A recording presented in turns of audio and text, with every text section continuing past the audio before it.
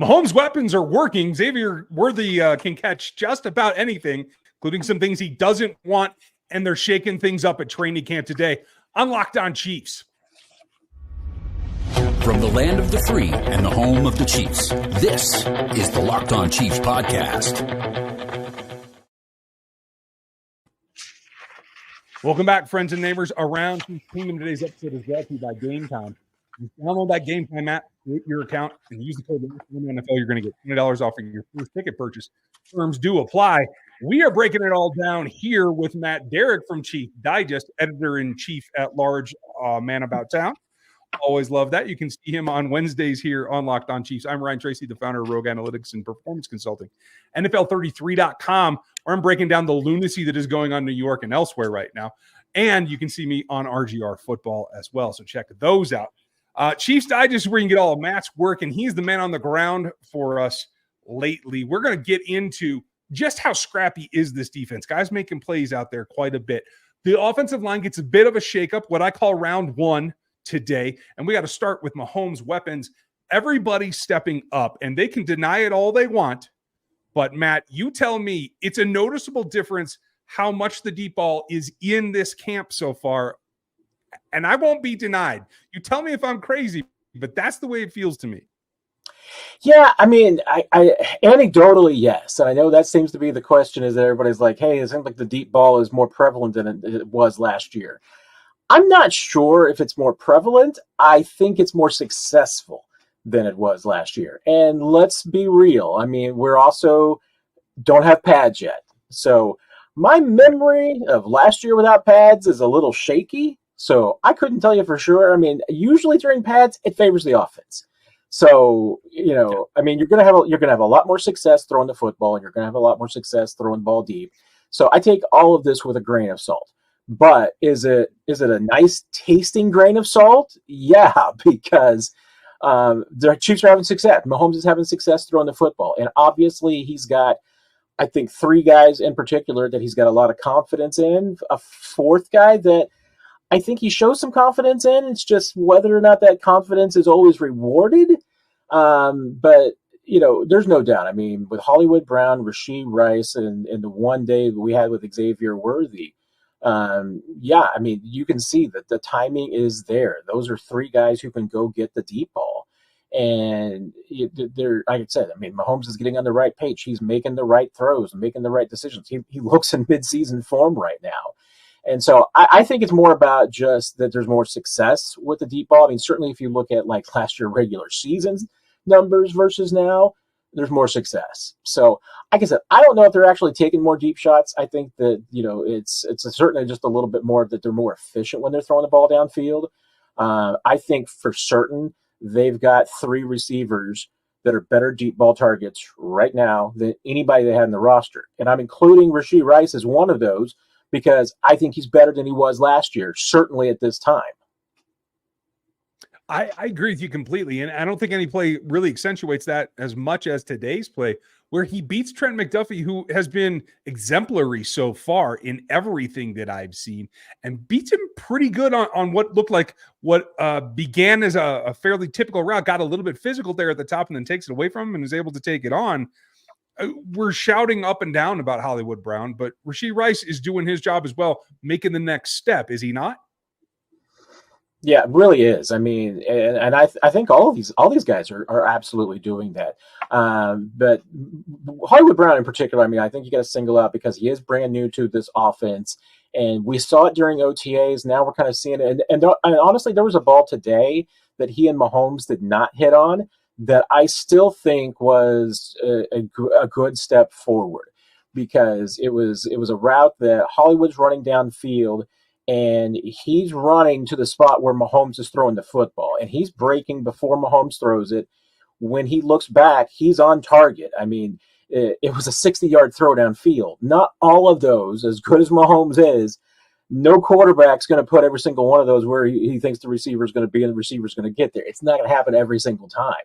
But to me, the promising thing about that was that I think you saw those two guys being on the same page as far as, one, Mahomes judging his speed, but two, Brown making adjustments in the route, during the snap, pre-snap, after the snap, knowing that he and Mahomes are reading the coverage the same way.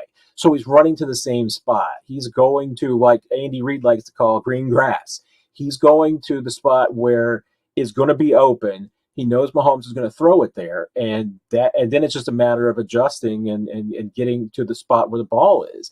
We didn't always see that last year. We saw sometimes, you saw receivers get turned around and turn the wrong way and make the wrong adjustment. Hollywood is really, really good right now, I think, at getting on the same page. Worthy is really showing that too. And it helps that Worthy, I think, is the best ball tracker that this team has had since Tyreek Hill.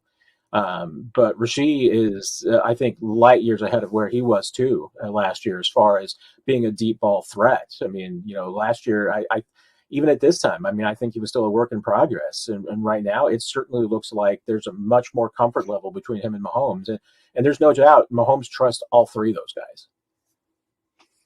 I'm looking for them to double it down. And speaking of Worthy, he caught everything on day one, including what looks like strep throat. It's a shame to see him out back-to-back days after that start. But it seems that they're being overly cautious, keep him separated from everyone else so that doesn't spread. That is something that can be a big pain if it gets loose in a locker room. Any indication, how do you feel about will he be able to be out there soon? Is it just a wait-and-see situation? I expect him to jump right back into the mix and pick up where he left off. Do you? Yeah, it's definitely a day-by-day thing. Andy Reid said he felt a lot better today than he did yesterday. I heard he had like a 103-degree fever on Monday, so best to keep him away from everybody.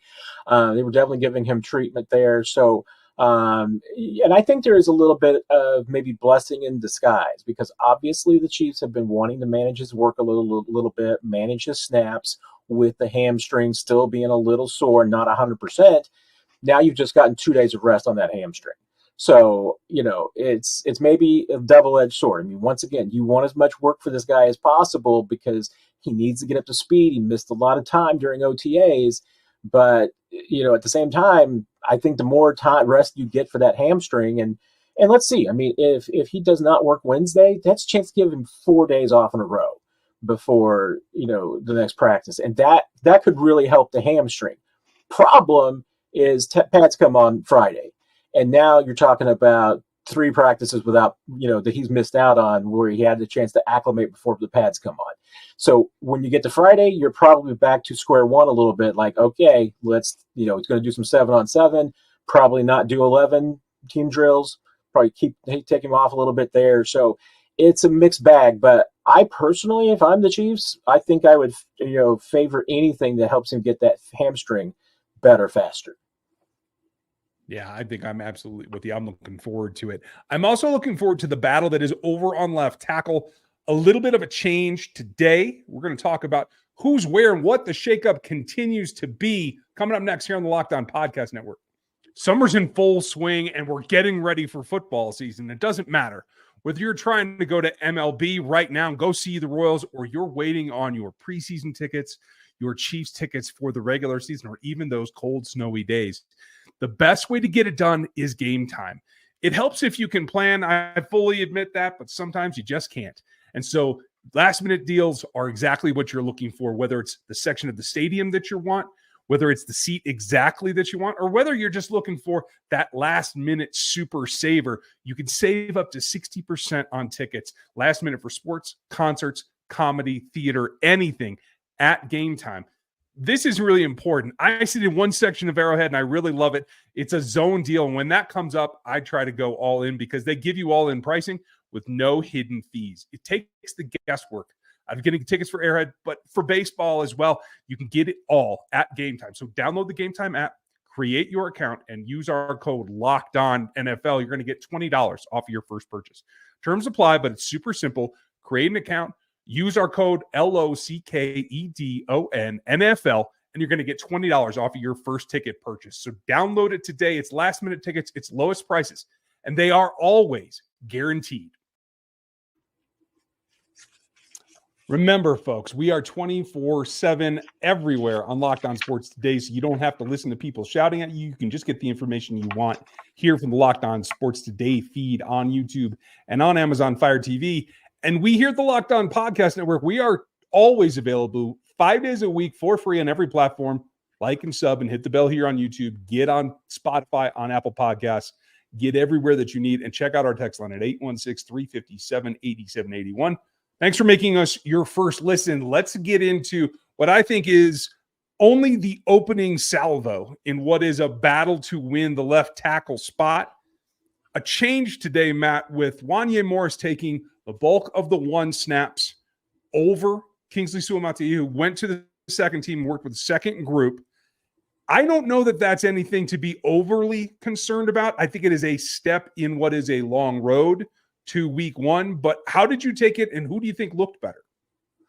Yeah, I mean, let's face it. I mean, it's an evaluation process, and we talked about the fact that right now they're not in pads, so this is like even the least important of the evaluation process. And honestly, I mean, what the Chiefs have done have not been dissimilar to what Andy Reid and Andy Heck have done in the past when it comes to offensive line. We've seen them, when Orlando Brown, for instance, was out. Remember, during his holdout and his contract holdout and everything, they went through a laundry list of different, first team tackles and tried out a few different players at that spot. I mean, there was one time we were thinking, oh my goodness, I mean, Roderick Johnson might be the starting left tackle for this team if Orlando Brown doesn't show up. And, so it's not unheard of. And right now, I mean, they're doing a lot of, switching and moving around. I mean, it's not just the left tackle spot. We saw a new left guard on Tuesday with Lucas Niang filling in. Mike Caliendo, who had been the starting left guard, was the number 2 center. Hunter Norzad, who'd been the number 2 center, was now the number 2 left guard. I mean, they're doing all of that rotation right now because Andy Heck obviously always favors wanting these guys to be cross-trained and play different spots.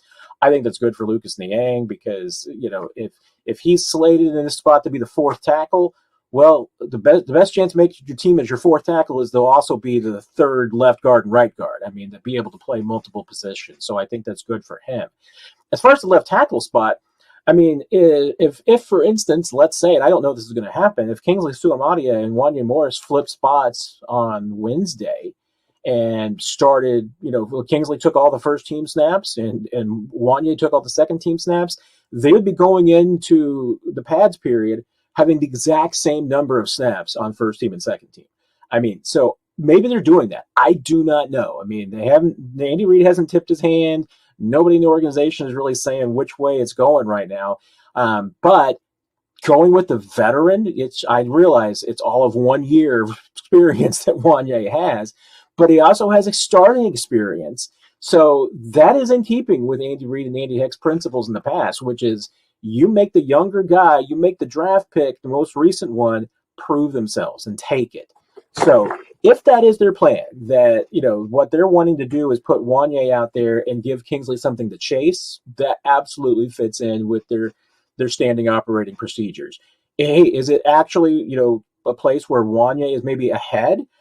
Very possible. I'll be honest. I mean, without looking at it really closely, I mean, at this point, I mean, without the pads, I think we're nitpicking when trying to say, who's doing well in the offensive and defensive lines, because it's so tough to tell when you can't hit anybody and you can't really do your job fully. But I'll be honest, I mean, I haven't noticed a whole lot of difference between the two of them when they've been in there. I mean, both will make mistakes, give up pressure. I mean, both will do a really good job. I mean, I don't think it's been clear cut one way or the other. So this job probably is, dead even at this point. And does it mean it's going to continue to be dead even for another week or two? No. But I think that, right now the Chiefs are trying to exhaust all their options as far as getting as much information on these two guys as possible. Because at some point, within the next maybe 8 to 10 days, they need to make a decision, which is, are one of these guys, is Wanya or Kingsley the guy, or do they need to look at a veteran to bring him in? I think that's the key, but I also think that having someone consistent on the inside of you will help both of them continue to flourish. With Joe Thuney doing some work, but not any announcement about when he might be able to be back out on the field, even as a possibility. From what I see, the fact that he's not means we're not going to see him in the first preseason game. I find that hard to fathom. So my question to you is then, how did Lucas look at left guard? I like the idea of salvaging that draft pick, especially if he's competing for 4th or even 5th in a tackle slot. So with his height and his size, is it something that you think can be a transition that he could fill in there for Thuney until Joe's ready to go? I mean, I'll say this. I mean, Lucas as a tackle could be a mauler.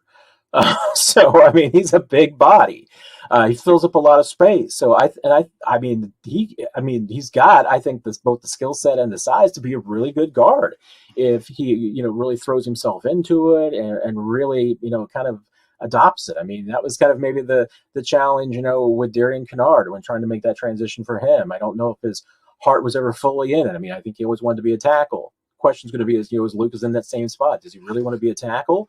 Or can he truly embrace that job and throw himself into it? If he does, I think he could be really good at it. I think he's been comfortable, looks comfortable.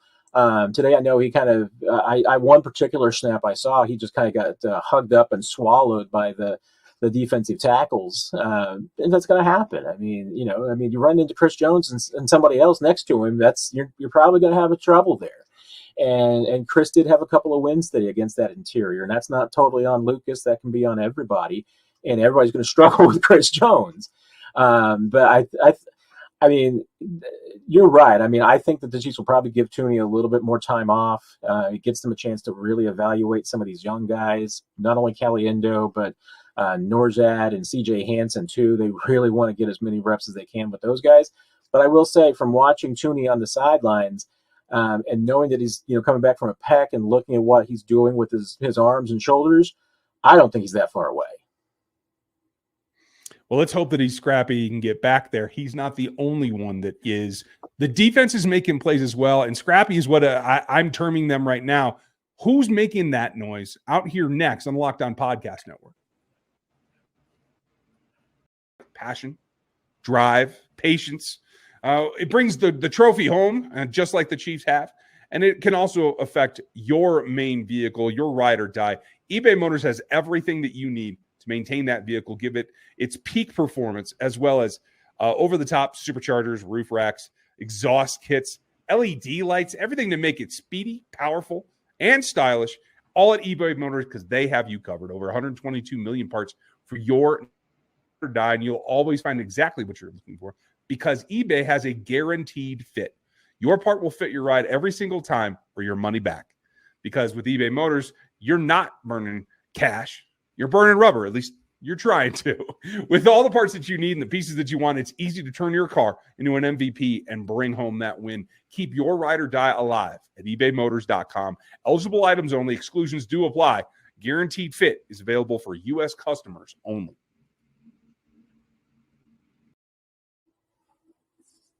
Now, we are back at it as the Chiefs are tomorrow at training camp. You can catch all of Matt's updates at ChiefsDigest.com. You can catch me at RGR Football later tonight, as well as tomorrow and the next day and the next day and the next day. And check out NFL 33 as well. The next day is the next day, and no matter who it is catching those passes from Patrick Mahomes, it does fall to the defenders, a lot of young ones, to make plays. Now, we've seen Trent McDuffie make some plays. We've seen Joshua Williams make some plays. The play of the day, from my understanding, out there on day 3 was Drew Tranquill, PBU leaping up there, looking like a basketball player. Who stands out, and how good was that play in person? Yeah, I mean, Drew Tranquill's had a couple of those in pass coverage, especially in the red zone. And I think that, comes back to, he's a nice Mike linebacker. You got to see that last year. But I think there's, him as a weak side linebacker, which, was mostly Willie Gay's purview last year. I mean, when we even saw, a lot of times you saw Drew Tranquill on the field, he didn't play weak side a whole lot. I mean, he was mostly in middle and maybe even a little strong at times.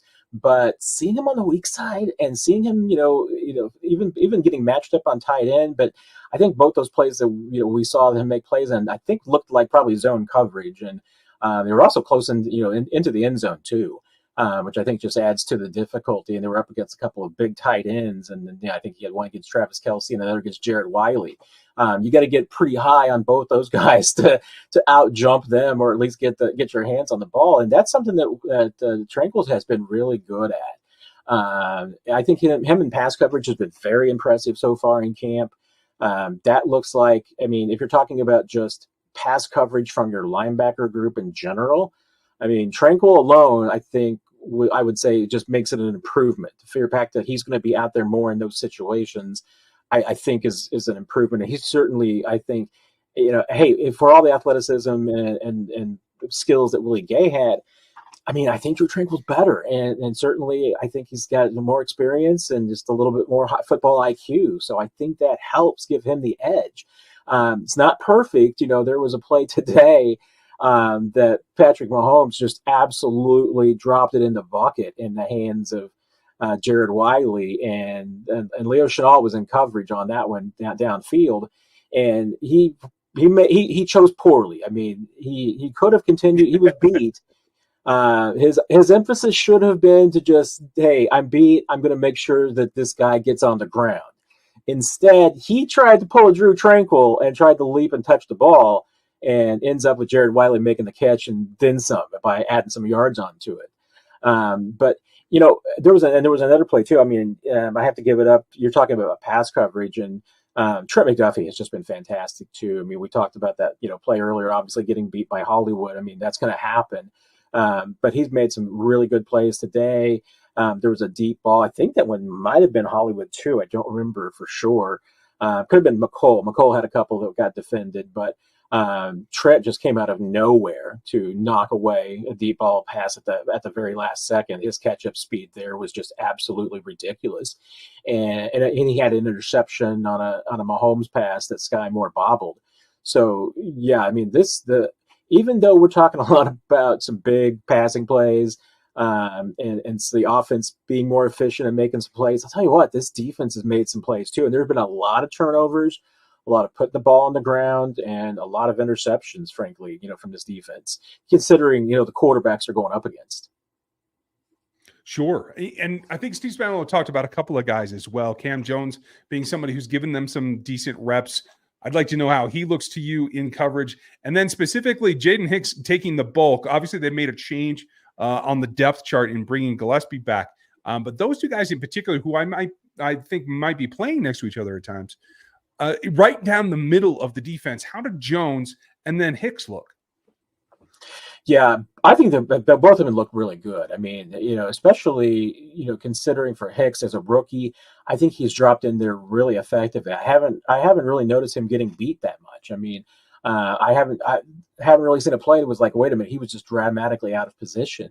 I think he's looked really good. I mean, and they're trusting him. I mean, he's been filling in for Justin Reed a lot at the strong safety position with him out with the quad injury.